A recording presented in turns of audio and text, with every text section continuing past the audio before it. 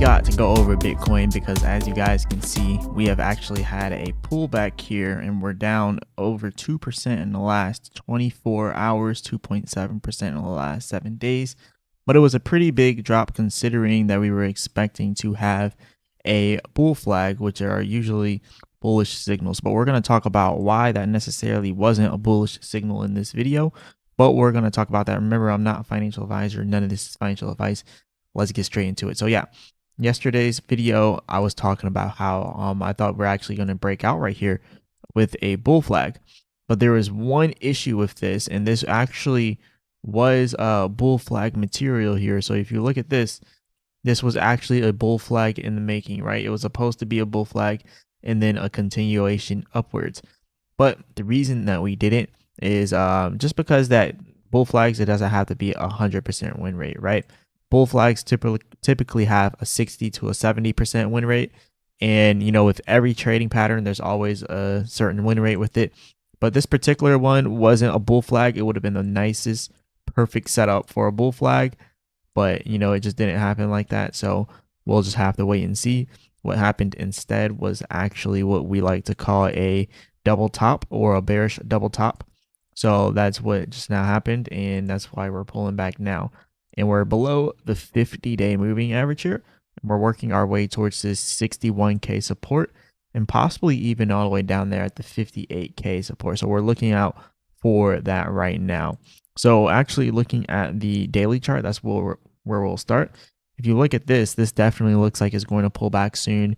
Remember with the %R trend exhaustion, when the short-term trend, which is the white line, breaks far past the long-term trend, which is the blue line, we typically see that pullback as the short-term trend tries to come back and meet the long-term trend back here. So we're going to end up seeing that pullback, and that's pretty much what's going to end up bringing us down to possibly down to 58K.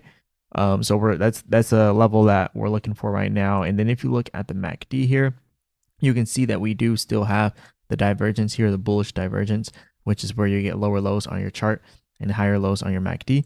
And as you can see here, if we have another pullback right here, then that could be the next lower low on the chart and that next higher low on the MACD. So that's what we got to see there. If that even happens, if not, then we might just see this pulling back to 61K and then breaking out from there. So that's what we're looking for. We're looking for either a pullback to 58K and then a slight little breakout from there, and then, or we're looking for 61K and then a breakout from there. So that's pretty much what we're looking at here with Bitcoin. And overall, we should still have some type of a relief rally here, because if you look at the weekly chart, you can see we're still carrying out our bullish divergence on the weekly chart, which is still lower lows on the chart, higher lows on the MACD. And if you actually look over here, you can see this is the next higher low on the MACD. And now we're about to have some buying pressure coming in on the charts here. So we should see a little bit of a push inside of Bitcoin as we pull back and find our base and continue upwards. So that's pretty much why I'm still confident that there's going to be a little bit of a relief rally here before completely bottoming out. So that's pretty much how I'm looking at it. Just waiting for that to play out. So it could take some time. And then we still have a little bit more to go. As you can see, this is the weekly, or this is the monthly chart, but it's almost done. I just feel like it has to do one more bottom, right? That's just how it's looking right now when you look at the charts, especially when you look at the weekly chart. The weekly chart is definitely trying to put in some more buying pressure, and then the last wave of selling pressure, and then it's probably going to have a nice breakout. All right, going towards the end of this year. So I'm still confident inside of the Bitcoin analysis. Now, when we're looking at the shorter term stuff, looking here at the 4-hour chart, you can see that we're actually building a little bit of a divergence right here. So if you look at this on the charts here, we can consider that bearish divergence where you're getting higher highs on the chart and lower highs on the MACD, which could explain why we just now dumped here, because that was the finish of the bearish divergence. That was the ending of the bearish divergence. As you can see up here, boom, boom, lower highs on the MACD, while simultaneously having what? Higher highs on the chart. And that can explain why we kind of had this bearish double top here and then just ended up pulling back from there. So it makes sense.